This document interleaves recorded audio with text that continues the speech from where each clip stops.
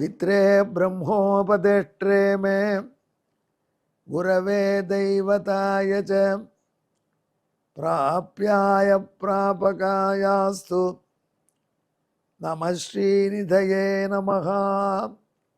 नमो वेंकटेशाय वेंकटतुरैवार्क्क नमः।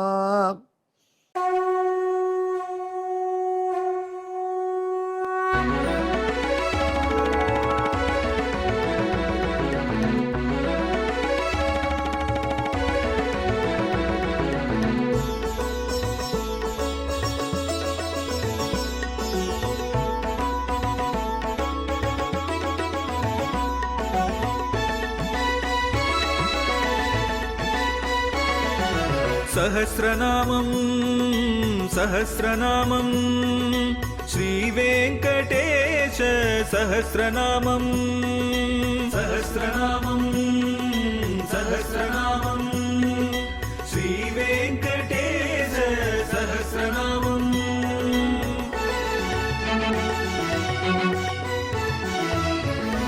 உலகில் கலிவினை தோஷம் அகற்றும் நாமம் சஹஸ்ரநாமம். உயர்வுகளை வாழ்வில் அளிக்கும் நாமம் சஹஸ்ரநாமம்.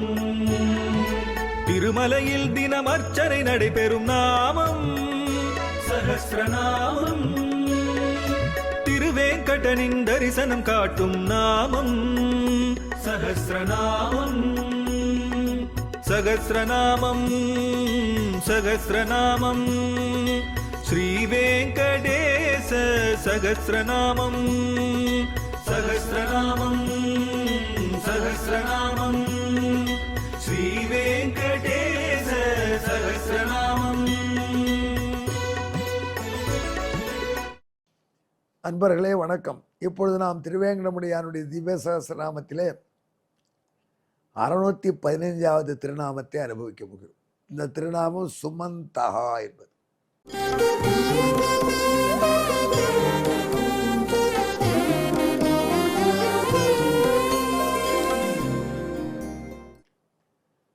இந்த திருநாமத்துக்கு முன்னோர்கள் சிலர் உரை செய்திருக்கிறார்கள், பார்த்தேன். அது எனக்கு கொஞ்சம் கன்வின்சிங்காக படலை. இதற்கு எப்படி தான் திருநாமத்துக்கு சரியானபடியாக சொல்லணுமே என்று திருவேங்கடமுடியானை சரணமடைந்தேன். திருவேங்கடமுடியான் சொன்னால், உனக்கு கோதுமைக்கு சம்ஸ்கிருதத்தில் என்ன பெயர் இருக்கு சொல்லு பாரு. நான் திடீர்னு இது ஒரு காட்சி எனக்கும் திருவேங்கடமுடியான் ஒரே மானசீகமாக. பையா சொல்லு. கோதுமா, கோதுமம் என்பது சமஸ்கிருத வீட்டு கோதுமைக்கு பெயர். அதுக்கு சுமனகா என்றும் ஒரு பெயர். சுமனகான்னா கோதுமை, யாருக்கு தெரியும்? ஆமாம், சுமந்தக்கும் சுமனகா என்ன சம்பந்தம் புரியலை.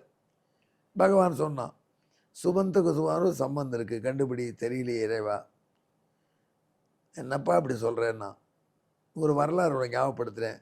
ருமானி அப்படின்னா, அந்த ருமானி திருத்தகப்பனாருக்கு ஆஷுகவியும் என்று பெயர். உடனே ஸ்லோகம் எழுதுவார். அந்த கும்பகோணத்தில் அவர் இருந்த காலத்தில் நிறைய பண்டிதர்கள் இருந்த ஒரு காலம். செழுமாமணிகள் சேரும் திருக்குடந்தின்னு அத்வைத பண்டிதர்கள், மாத்வ பண்டிதர்கள், விசிஷ்டாத்வைத பண்டிதர்கள் என்று பண்டிதர்களே இருந்த நகரம் திருக்குடந்தையாக இருந்தது. அங்கே திருத்தப்பனாருடைய இளமை காலம் சென்றது. இளமை காலத்துக்கு முந்தைய அவருடைய 30 to 40 வயசு வரை நிச்சயமாக அங்கே விசேஷமாக இருந்தார். அவருடைய நிறைய ரசிகர்கள், வித்வான்கள்லாம் அவருடைய கவனத்துக்கு. மன்னாருடையில் ஒரு சதஸ் நடந்தது பங்குனி மாதம். அந்த சதஸுக்கு போயிட்டு இவர்களெல்லாம் திரும்புகிறா. அப்போ மன்னாருடையிலேருந்து கும்பகோணம் வரத்துக்கு இவ்வளோ பஸ் கிடையாது. Bus short. இப்போது அவ்வளோ பஸ் அவ்வளோ கிடையாது இப்போது. அதனால் ரயிலில் தான் நம்பணும். ரயிலில் வந்து மன்னார்குடியிலேருந்து நீடாமங்கலம் வரைக்கும் ஒரு ரயில் வரும். அந்த ரயிலில் கிளம்பி நீடாமங்கலத்துலேருந்து தஞ்சாவூர் வந்து தஞ்சாவூர்லேருந்து வண்டி மாறி கும்பகோணம் வரும். நீண்ட பயணம். அதுதான் அவர்களுக்கு வசதியான பயணம். அதனால் எல்லோரும் மன்னார்குடியிலே ஏறிட்டாங்க அந்த நீடாமங்கலம் வண்டியில். அது நீடாமங்கலம் வந்து தஞ்சை வந்து கும்பகோணம் வரப்போகிறது. நீடாமங்கலத்தில் இவர்கள் ஏறினவாறே ஒரு கூடை நிறைய மாம்பழம் எடுத்துன்னு மாம்பழ வியாபாரி ஒருத்தர் வந்தார். ஒருத்தர் ருமானி வாங்கலையோ அதில் ஒருத்தர் என்ன பண்ணார், நன்னா இருக்கு பழம் அப்படின்னு 10 பழம் வாங்கிட்டார். ஆசுகவி சுவாமிகளை நீங்களும் வாங்கிக்கோங்களேன்னார். உண்மையிலேயே பொருளாதாரம் வழி இல்லை, அது எதுக்கு வாங்கிக்கணும், பேசாமல் வந்துட்டார். அதை தவிர எங்கள் மாமா வீட்டில் எல்லா வித மாம்பழம் வருது. ஆனால் அப்போ ஒருத்தர் சொன்னார், ஆசுகவி சுவாமிகளே, இந்த மாம்பழத்தை பற்றி ஒரு கவிதை சொன்னால் ஒரு மாம்பழம் உமக்கே கொடுத்துருவோம். ஒரு கவிதை சொல்லுங்கள் சமஸ்கிருதம், இந்த ருமானி பழத்தை பற்றினா. அப்போ சொன்னேன், ருமானின்னு உனக்கு ஏன் பேர்? ஓ ருமானி, தருமானி மரங்களிலே தலை சிறந்த மரம் மாமரம். தருமானி தருக்களிலே உயர்ந்ததான மரங்களிலே, தருன்னா சமஸ்கிருதத்தில் மரம், மரங்களிலே உயர்ந்ததான மரத்திலிருந்து வந்த பழமே ருமானி. அது சரியா? உன்னை தருமானின்னு தானே சொல்லணும். உன்னை எப்படி ருமானின்னு சொல்கிறாங்க? தா எங்கே போச்சு? தாவா ருமானியை சாப்பிட்ற அவசரத்தில் அந்த தாவையும் சேர்த்து சாப்பிட்டாங்க. அதெல்லாம் தருமானி ருமானி ஆயிடுச்சுன்னா அந்த பழம் அவர் கொடுத்துட்டாங்க. சொன்னபடி இப்படி ஒரு ஸ்லோகமாக பண்ணி தஞ்சாவூர் ஜங்ஷன் வச்ச கூட முழுக்க இவருக்கு வந்துடுச்சு பழம்.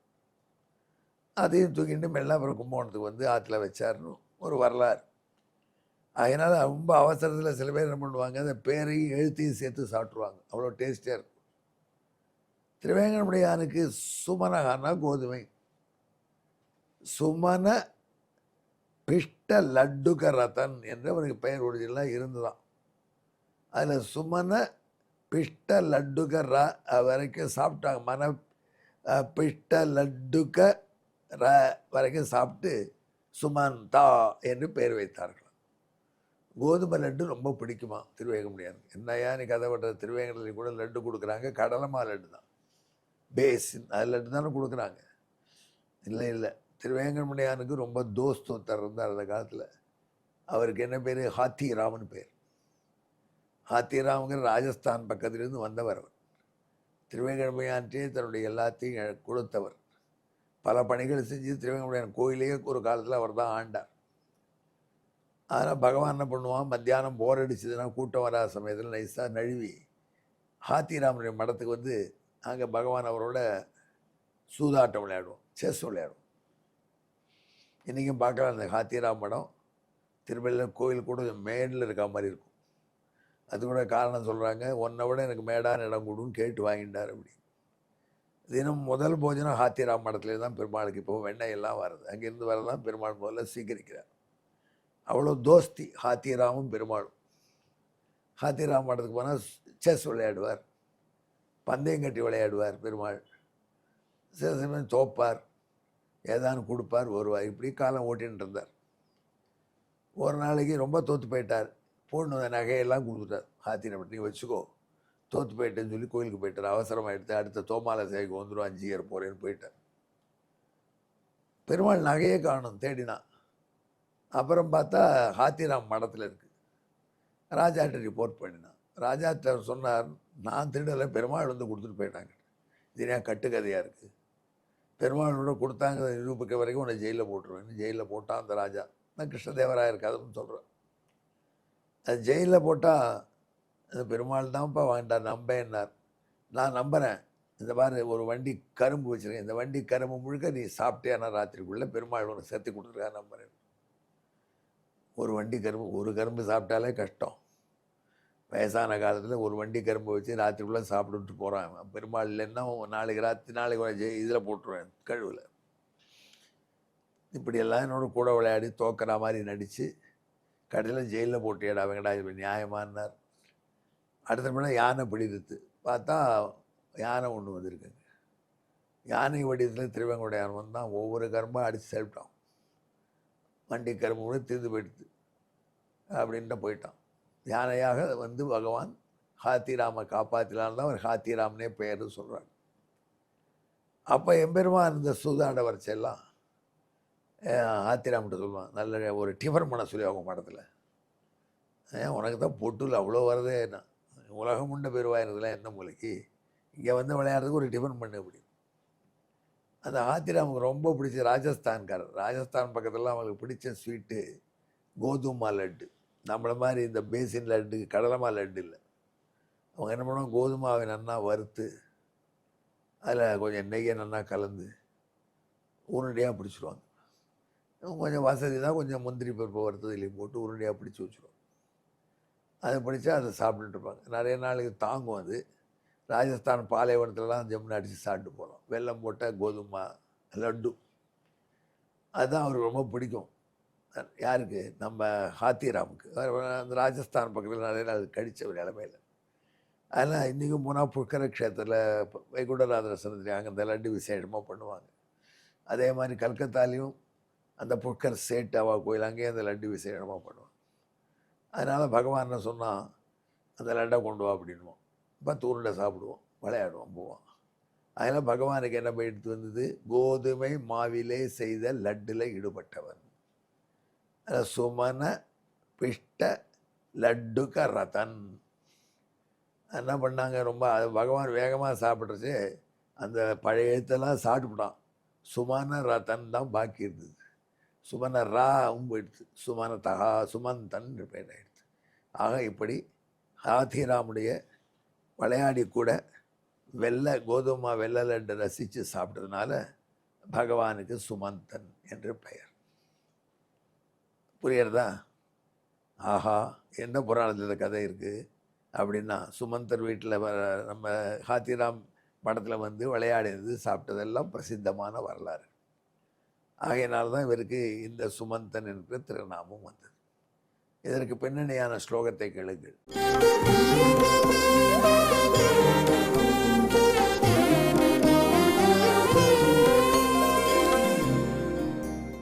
கோதூம சுமன புரோக்தா லட்டுகே தன்மயே ரதா சுமனே ரத நாமாசு சுமந்தோ வர்ணபக்ஷணாத்.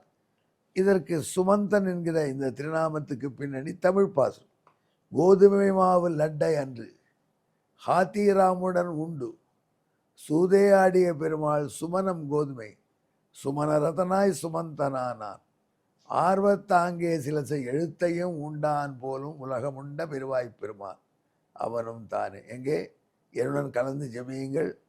ஹாத்திராமுக்கு அனுகிரகம் பண்ண மாதிரி நம்மோட கூட கலந்து பரிமாறி அனுகிரகம் பண்ணுவானே பெருமான். சுமந்தாய நமஹா.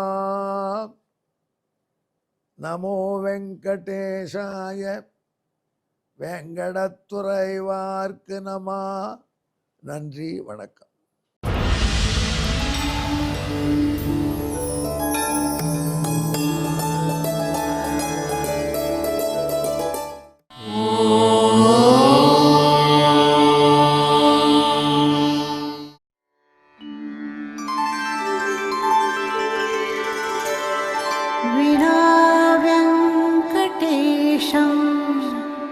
ननाथो ननाथः सदा वेङ्कटेशं स्मरामि स्मरामि.